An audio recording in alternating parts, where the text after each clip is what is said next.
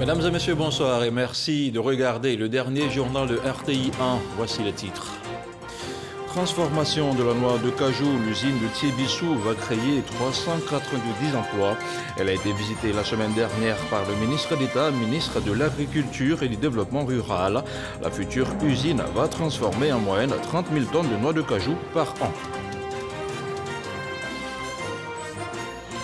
Le bilan de l'année 2020 et la présentation de la stratégie de gestion du portefeuille de l'État 2021-2025 a été présenté aux dirigeants sociaux des entreprises publiques avec un résultat net global estimé à environ 56 milliards de francs CFA cette année. Le ministre Moussa Sanogo a invité les partenaires sociaux à maintenir le cap de la performance. Et puis cette année, la quinzaine de l'environnement sera marquée par des caravanes de sensibilisation dans tout le pays. Le ministre de l'Environnement et du Développement durable a appelé à l'adoption de la pensée verte. Une marche écologique a été initiée par des organisations de la société civile et des ONG. Voilà pour les titres. On commence avec une note de diplomatie ce dimanche 6 juin à sa résidence privée. La ministre d'État, ministre des Affaires étrangères, de l'intégration africaine et de la diaspora, Kandia Kamara, a reçu en audience son homologue du Nigeria, Zubeiru Dada. La séance de travail entre les deux ministres et leurs collaborateurs s'inscrit dans le cadre de la coopération bilatérale entre la Côte d'Ivoire et le Nigeria. Envoyé spécial du président Muhammadu Buhari, Zubeiru Dada a été également porteur d'un message du président nigérien à son homologue ivoirien, le président Alassane Ouattara, le ministre délégué des Affaires étrangères du Nigeria, que je vous propose d'écouter maintenant. We are here in Côte d'Ivoire.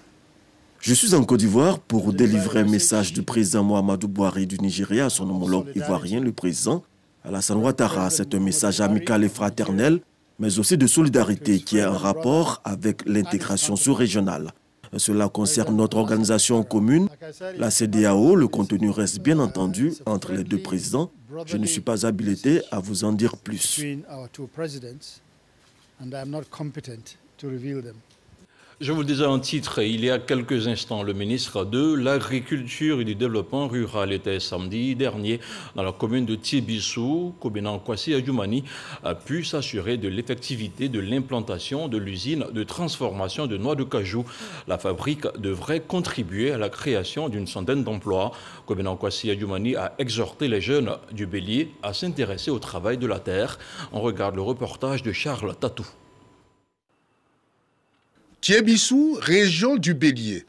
La ville se met en valeur avec l'accueil des opérateurs du domaine de l'industrie agroalimentaire. Une usine de traitement des noix de cajou va très bientôt ouvrir ses portes. Elle va participer à l'animation de la commune, aussi bien en matière de tourisme que d'activités de commerce. Le ministre d'État, ministre de l'Agriculture et du Développement rural, dans la commune de Thiébissou pour s'assurer de l'effectivité de l'implantation de cette usine de traitement des noix de cajou, veut des autorités municipales de la dite commune. Il nous a aidés auprès du gouvernement à obtenir tout ce qui est papier. Et aujourd'hui, je me rends compte que c'est une effectivité. L'usine va s'ouvrir peut-être dans 2 ou 3 mois, je crois. Et c'est pour le bonheur des populations de Thiébissou, le bonheur de la jeunesse et des femmes de Thiébissou. Je remercie donc le gouvernement, le président de la République. Pour nous, c'est une grande satisfaction parce que la vision du président de la République, son Excellence, M. Alassane Ouattara, c'est de pouvoir transformer nos matières premières pour qu'il y ait une plus-value au niveau donc, des prix aux producteurs. Donc nous demandons aux jeunes de s'intéresser donc au travail, non seulement de la terre, parce que désormais, ils sont sûrs et même rassurés que leurs produits vont être achetés, mais également ils peuvent rester ici plutôt que d'aller ailleurs, parce qu'ici aussi, on peut leur trouver du travail. Les opérateurs de la filière cajou ont bouclé les travaux de construction de leur usine de traitement. Il reste les petits détails et l'installation des machines de dernière génération pour démarrer leurs activités.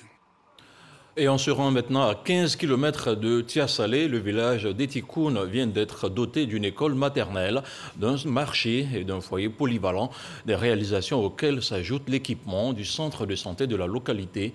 Tout cela a été rendu possible grâce aux efforts conjugués des membres du gouvernement. L'ambiance était à la fête selon Didier Nguessan, dont voici le compte-rendu. Une école maternelle de 3 classes, un foyer des jeunes, un marché couvert de 250 places et des magasins. Ces infrastructures communautaires bénéficient à la mutuelle pour le développement d'Etikoun, village de la sous-préfecture de Tiasalé. Une action sociale dans le cadre du développement solidaire pour lequel ces membres du gouvernement ont été mis à contribution, de même que le conseil régional de l'Agnébi-Tiassa. Le président de la mutuelle Anya d'Etikoun, Konan Yao, a félicité les donateurs pour ces infrastructures qui vont impacter le quotidien des 3500 habitants du village. En plus de ces bâtiments, le centre de santé est désormais équipé d'une ambulance et a reçu plusieurs équipements médicaux. Ça nous donne l'occasion en très peu de temps, en une matinée, donc de doter donc un village centre comme Etikoun d'infrastructures et d'équipements nécessaires à son développement. Nous sommes venus ce matin témoigner de tout le travail abattu par le gouvernement donc de Côte d'Ivoire. Les parents ont besoin de sentir dans leur quotidien que la croissance dont nous parlons est manifeste dans leur vie. Le concept de développement solidaire, nous serons extrêmement orgueilleux d'exporter ce concept-là dans les autres régions de la Côte d'Ivoire. Le ministère de la Solidarité, partout où on nous appelle, nous allons proposer des actes solidaires. Et je voudrais dire à chaque cadre de chaque village de la Côte d'Ivoire de poser ces actes-là pour que le pays puisse aller de l'avant. Parce qu'en arrivant à Etikoun, on ne se croit pas dans un village, on se croit dans une ville. La transcription des politiques de développement en actes concrets et une proximité avec les populations dans le besoin, ce sont entre autres les objectifs de cette première édition de la journée de développement solidaire. Une Côte d'Ivoire solidaire se décline par des actions de développement qui soient directement au profit des populations. Une école maternelle de 3 classes pour faire en sorte que l'apprentissage se fasse de façon précoce et que les enfants soient mieux disposés à pouvoir donc acquérir le maximum à aller plus loin. Le Golitama de Bende Kwasikro a apporté sa touche artistique à cette journée de développement. Retour maintenant à Abidjan avec l'offre hôtelière du district qui s'agrandit avec un nouvel établissement. Un hôtel de 3 étoiles vient d'être inauguré dans la commune de Yopougon. Les promoteurs, accompagnés du ministre du Tourisme et des Loisirs, ont inauguré l'infrastructure qui offre une 30aine de chambres. On recourt encore une fois Didier Nguessan. Un hôtel dans une zone industrielle, l'idée n'est pas commune, mais c'est le pari audacieux d'un nouvel hôtelier, lui-même industriel. Il se propose d'offrir l'opportunité de loger les partenaires d'affaires des industriels à proximité des usines et des lieux de travail. Résultat, cet hôtel propose depuis peu 25 chambres classiques et 4 appartements avec des services de niveau 3 étoiles. Nous allons prendre l'exemple de l'international pour faire quelque chose en tant que chaîne ivoirienne. La Côte d'Ivoire aussi a le droit, ou les Ivoiriens ont le droit d'avoir leur propre chaîne, créer leur propre équipe de formation, soit bien formée bien sûr, parce que quand même c'est une obligation pour que la Côte d'Ivoire ait ses propres société hôtelière. Le ministre du Tourisme et des Loisirs, Siandou Fofana, inaugure le réceptif hôtelier. Innover en mettant à la disposition de la zone industrielle pour les hommes d'affaires ainsi que pour les techniciens un hôtel de grande facture qui puisse vivre dans de confort et dans d'excellentes conditions afin d'intervenir dans des délais relativement courts et avoir une gestion de proximité. Avec des offres hôtelières aux normes internationales, la Côte d'Ivoire s'est positionnée ces dernières années au 2e rang des destinations touristiques d'affaires en Afrique, derrière le Nigeria et devant le Maroc. Toujours dans le district d'Abidjan, la population d'Anyama Awabo salue les actions de développement du président de la République. Le message a été transmis au ministre-gouverneur en visite dans leur village. Robert Burimambe les a exhortés à la paix et à la cohésion sociale. Détail de la rencontre avec Isaïo. La population d'Anyama Awabo, reconnaissante au chef de l'État, Alassane Ouattara, et pour cause, la route reliant la commune d'Anyama, à leur village, longue de 2300 mètres, vient d'être entièrement bitumée. La construction d'autres infrastructures est annoncée et la poursuite du bitumage de quelques voies également. Ces actions de développement sont une occasion pour ces populations pour rendre hommage au président de la République. Nos parents avaient des difficultés pour rallier même Anyama quand en saison des pluies. Aujourd'hui, je pense que c'est des souvenirs lointains et nous nous en réjouissons. Et nous profitons pour dire merci au gouverneur Robert Mambé, mais au-delà de lui, le président de la République, Alassane Ouattara. Le ministre-gouverneur Robert Begré-Mambé, en visite sur le chantier, se dit satisfait de la réalisation de ces gros ouvrages qui non seulement permettent aux populations de se déplacer en toute quiétude, mais sont des atouts pour les assurer un meilleur mieux-être. Nous avons aussi capté des doléances qui concernent les femmes, qui concernent les jeunes. Nous allons, avec l'autorisation du chef de l'État, renforcer le linéaire de voirie mis à la disposition du village de Anyama à Wabo. En pratiquement doublant ce linéaire, nous allons passer à plus de 3 km de voirie pour tenir compte des exigences d'harmonisation que nous avons constatées. Robert Begré-Mambé exhorte la population à cultiver la paix et la cohésion afin de soutenir le chef de l'État dans sa vision de faire de la Côte d'Ivoire un pays moderne et modèle. On parle maintenant d'économie avec le portefeuille de l'État qui connaît une amélioration constante. De 28 milliards en 2019, il est passé à 56 milliards en 2020 contre 6,4 milliards en 2018. Face donc à ces résultats encourageants, le ministre du Budget et du portefeuille de l'État a félicité les dirigeants sociaux des entreprises publiques. Moussa Sanogo les a invités à s'impliquer dans la mise en œuvre de la nouvelle stratégie quinquennale de gestion. Les précisions de Samuel Dengui. La nouvelle stratégie de gestion du portefeuille de l'État sur la période 2021-2025 a été présentée aux patrons d'entreprises publiques et parapubliques ce jeudi. C'était à l'occasion d'une rencontre d'échange entre les mandataires sociaux des entreprises publiques et le ministre du Budget et du portefeuille de l'État. Nous accueillons ça avec beaucoup de satisfaction parce que vous voyez, depuis 2-3 ans, il y a une dynamique dans la gestion de ce portefeuille de l'État. Une dynamique qui est sur une pente fructueuse, vertueuse. Il faudrait continuer la formation, le renforcement des capacités pour que les sociétés d'État, les sociétés à participation financière publique de l'État soient un moteur, soit un instrument de la mise en œuvre de la politique du gouvernement. Construit sur les 3 axes, notamment l'amélioration de la performance du portefeuille, le renforcement de la diffusion de bonne gouvernance et de bonne gestion, la nouvelle stratégie de gestion du portefeuille de l'État se nourrit de cette vision du gouvernement. C'est de faire en sorte que nous ayons d'abord un État fort. Et un État fort, ça passe par des entreprises publiques qui sont performantes, qui ont des résultats intéressants, qui sont capables de gagner des marchés tant en interne qu'à l'international et qui sont capables donc de contribuer à la création d'emplois et à la distribution de la richesse auprès des Ivoiriens. Avant la présentation de la nouvelle stratégie, la Direction générale du portefeuille de l'État a dressé un bilan satisfaisant, selon ses propres termes, des stratégies précédentes. Selon cette direction, le portefeuille de l'État était de 56 milliards de nos francs en 2020 contre 28 milliards en 2019 et 6,4 milliards en 2018. Lutte contre la corruption, le commissaire du gouvernement a fait le point des actions menées contre le racket.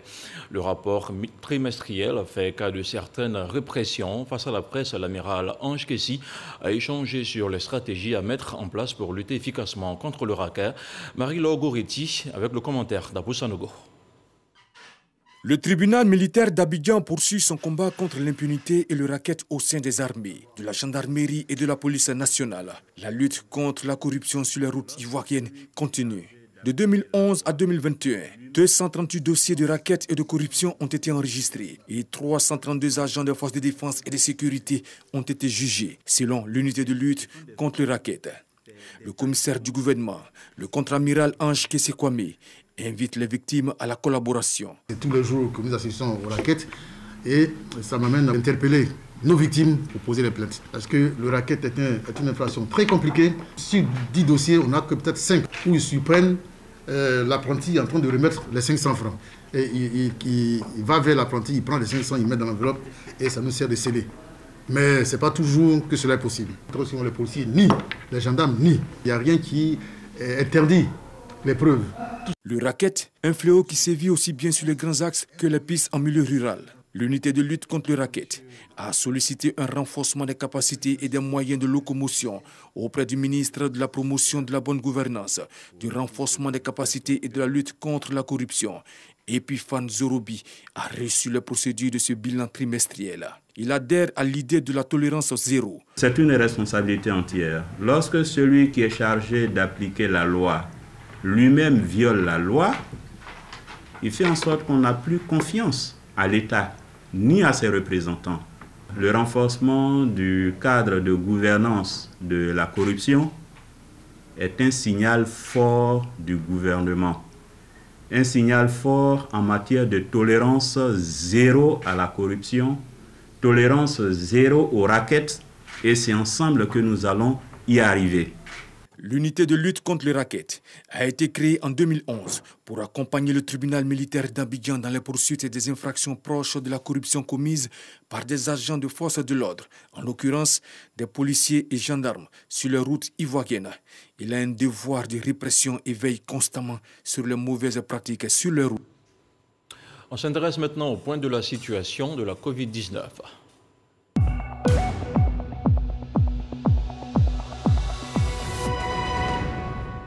Le ministère de la Santé, de l'Hygiène publique et de la couverture maladie universelle a enregistré ce dimanche 6 juin 14 nouveaux cas de Covid-19 sur 1826 échantillons prélevés, soit 0,8% de cas positifs, 28 guéris et 0 décès. À la date du 6 juin 2021, la Côte d'Ivoire compte donc 47 490 cas confirmés, dont 46 969 personnes guéries, 306 décès et 215 cas actifs. Le nombre total d'échantillons est de 661 623. Le 5 juin, 8 857 doses de vaccins contre la Covid-19 ont été administrées, soit un total de 602 540 doses administrées.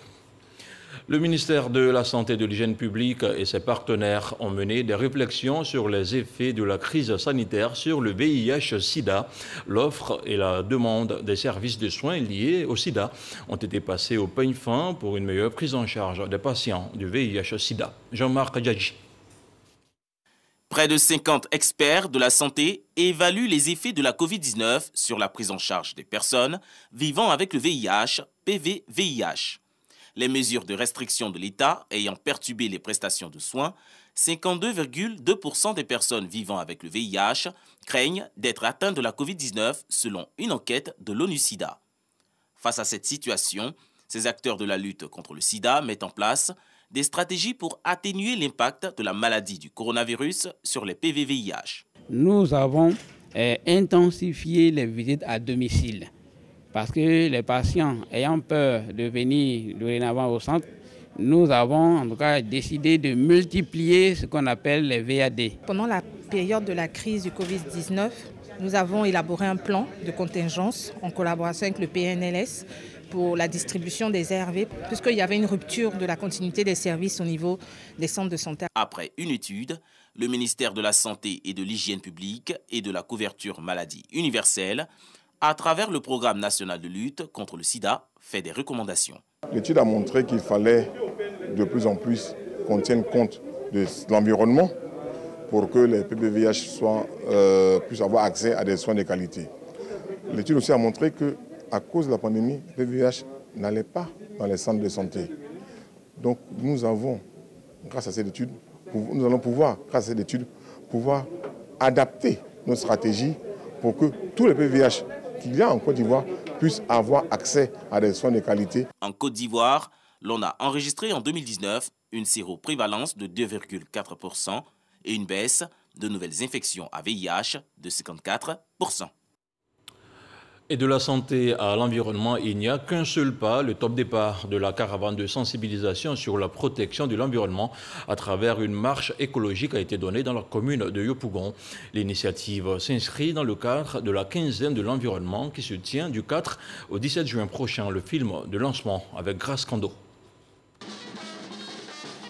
démarche écologique pour dire oui à la protection de l'environnement et non à la pollution. Lieu choisi, la zone industrielle de Yopougon, pour lancer la caravane de sensibilisation qui va sillonner les différentes communes du district d'Abidjan. Il y a beaucoup de pollution donc, au niveau des zones industrielles. C'est une manière de sensibiliser les Ivoiriens et les industriels. Il faut qu'ils comprennent que toutes les activités qu'ils font, c'est vrai, ces activités sont pour le développement. On peut développer, mais développer autrement. 400 entreprises sont implantées à la zone industrielle de Yopougon et tournent à plein régime. Selon le Centre ivoirien anti-pollution, très peu d'entre elles disposent de systèmes de traitement de leurs rejets liquides et gazeux. Le message du ministre Jean-Luc Assis cadre avec la vision de ces entreprises qui disent avoir un plan d'action pour réduire la pollution. Tous nos fabriques, par exemple, sont zéro déchet à la décharge. On a beaucoup d'engagements. Par exemple, d'ici 2025, 100% de nos emballages vont être recyclables ou réutilisables. C'est-à-dire zéro plastique jeté par terre. Des investissements importants sont réalisés dans les industries sur les questions environnementales, notamment par la construction de stations d'épuration, par la gestion des déchets à travers des structures spécialisées. Cela nous permet de limiter notre empreinte environnementale et également de pouvoir potentiellement réduire la pollution des eaux. Des initiatives encouragées par le ministre Jean-Luc Assis qui affichent la volonté du gouvernement à accompagner ces entreprises. Je voudrais me tourner vers ces organisations qui nous accompagnent pour les saluer et les remercier. Les encourager à aller de l'avant et leur dire notre fierté et notre disponibilité à les accompagner. Merci pour votre engagement à œuvrer pour un environnement sain. Le ministre de l'Environnement et du Développement durable entend accentuer la sensibilisation à travers des rencontres avec les industriels pour leur expliquer le bien fondé d'un environnement sain. La création des emplois verts pour les jeunes à travers la gestion et le recyclage des déchets. C'était le sujet du magazine du dimanche, un sujet abordé par Jean-Louis Bois, directeur exécutif de la Fondation Magic System. Avec Herman Guivet, il a abordé la seconde édition de la foire des jeunes sur la gestion et le recyclage des déchets, une édition qui s'est tenue les 25 et 26 mai dernier. On regarde un extrait. Nous sommes conscients que l'État à lui seul ne pourra pas résoudre ce problème. Et nous, au niveau de la Fondation Magic System, nous essayons de jouer notre partition. Toutes ces actions que nous menons, en réalité, nous les faisons pour permettre aux générations futures de pouvoir vivre dans un environnement sain. On a invité les jeunes porteurs d'initiatives à venir exposer, à présenter leurs initiatives. Beaucoup d'entre eux ont des préoccupations, ont des difficultés. Quand j'entends le ministre en charge de la jeunesse dire que des dispositifs sont mis en place pour permettre à ces jeunes donc, de financer leurs initiatives, ces initiatives qui créent des emplois et qui protègent notre environnement, on ne peut pas demander mieux. Et nous, on ne peut que se réjouir et insister auprès de ces autorités-là pour un accompagnement. Nous avons rencontré des jeunes qui font la production, par exemple, de pavés à base de plastique recyclé. Mais ces jeunes, avec des moyens artisanaux, essaient donc de produire ces pavés-là. Et ces pavés sont malheureusement excessivement chers. Et ça, nous voulons continuer ce plaidoyer auprès des autorités pour qu'il y ait donc un accompagnement de ces initiatives en leur permettant donc de produire à moindre coût et donc de pouvoir effectivement écouler toutes ces productions qui sont favorables à notre environnement à moindre coût. Nous sommes très très heureux de voir l'implication de nos autorités dans la recherche de solutions à cette problématique. La fête des mères se poursuit dans la commune de Yopougon. La cour de la mairie a servi de cadre pour une célébration aux mamans. Des mamans qui sont reparties les bras chargés de cadeaux. Evelyne Yeboué, Didier Nguesson. C'est désormais une tradition. La mairie de la commune de Yopougon honore les mères. Cette année, des centaines de femmes venues de plusieurs quartiers de la commune reçoivent des présents. Une façon pour les autorités municipales de magnifier les mamans. Je suis très contente que mon numéro ait été tiré pour le tombola. Je dis merci à M. Gilbert Konikafana. Il a gagné congratulateur. Je suis très heureuse. Des lots de pagne, des cuisinières ont été distribués à ces femmes. Après la cérémonie de ce matin, nous aurons des cérémonies éclatées dans presque tous les quartiers de la commune de Yopougon, où nous allons encore distribuer environ 5 000 à 7 000 lots aux différents mamans des différents quartiers. Parce que notre ambition cette année, en plus de la cérémonie officielle que nous faisons dans l'enceinte de la mairie, nous voulons que tous les quartiers de la commune de Yopougon sentent la fête des mères. La fête de ce jour reflète un peu ce qui se passe dans notre cœur en ce qui les concerne. Que Dieu les bénisse et qu'elles continuent à nous supporter. Nous sommes leurs produits. Un produit peut être bon ou mauvais, mais ça demeure toujours un produit.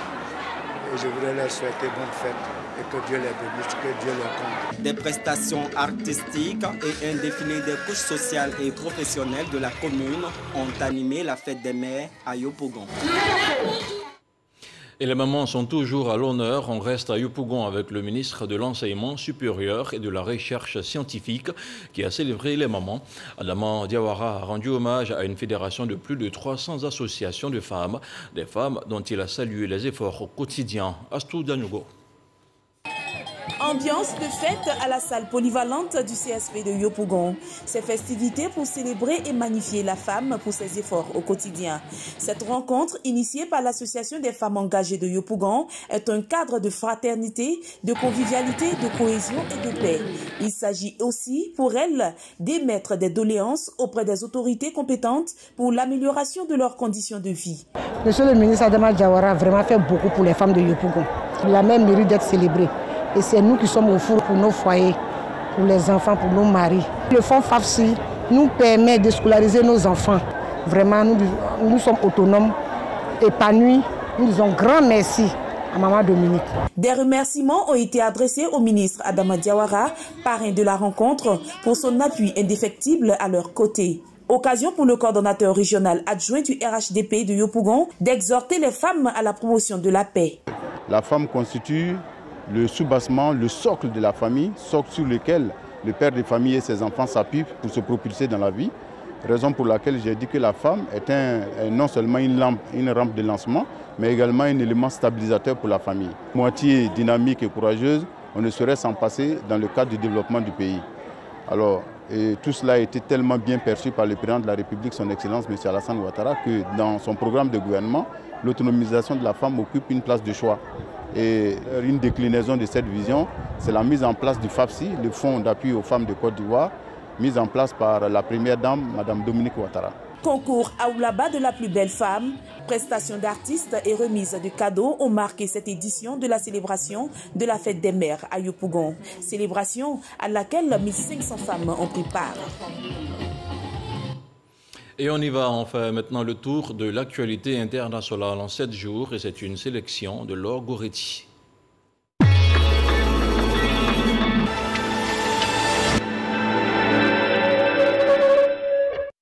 L'Union européenne, la Grande-Bretagne et le Japon ont maintenu leur réserve sur une levée éventuelle des brevets concernant les vaccins anti-Covid. Une campagne pour un renoncement au droit de propriété intellectuelle sur les vaccins contre le coronavirus est menée par l'Afrique du Sud et l'Inde afin que chaque pays puisse produire des doses. Des propositions pour débuter les discussions basées sur des textes précis afin d'aboutir à une levée des brevets ont été accueillies lors d'une réunion informelle de l'Organisation mondiale du commerce, l'OMC. La Covid, puis après le coup d'État militaire, cela fait maintenant plus d'1 an que 12 millions de jeunes Birmans ne sont plus allés physiquement à l'école ou au lycée. Le grand retour en classe était prévu le mardi dernier, mais la majorité des enseignants et de la population ont choisi de boycotter cette rentrée des classes. Près de 150 000 professeurs engagés contre le coup d'État ont été suspendus par la junte et ceux qui ont gardé leur poste se sont mis en grève. La Commission nationale chinoise de la santé a révélé un premier cas de transmission à l'homme de la souche H10N3 de la grippe aviaire. C'est le premier cas jamais observé chez l'homme. Le patient est un homme de 41 ans de la province de Jiangsu. La France a suspendu à titre conservatoire les opérations militaires conjointes avec les forces maliennes, selon une source au ministère des Armées, signifiant que cette décision était liée à la transition politique en cours au Mali et qu'elle serait réévaluée dans les prochains jours. Le président russe Vladimir Poutine a annoncé vendredi dernier vouloir trouver le moyen d'améliorer les relations de Moscou avec les États-Unis lors du sommet du 16 juin qui se tiendra à Genève avec son homologue Joe Biden. Au Burkina Faso, dans la nuit du vendredi 4 au samedi 5 juin, des individus armés ont mené une incursion meurtrière à Solane, dans la province du Yaga. Le bilan toujours provisoire fait cas d'une centaine de personnes tuées, des hommes et des femmes. C'est ce qu'a indiqué une source sécuritaire.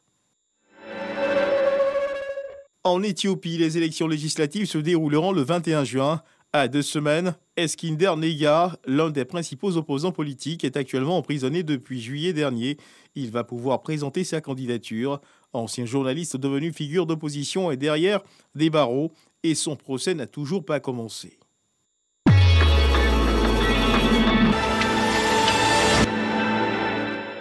Herman Guivet a signé le commentaire de ce 7 sur 7. Ce journal est terminé.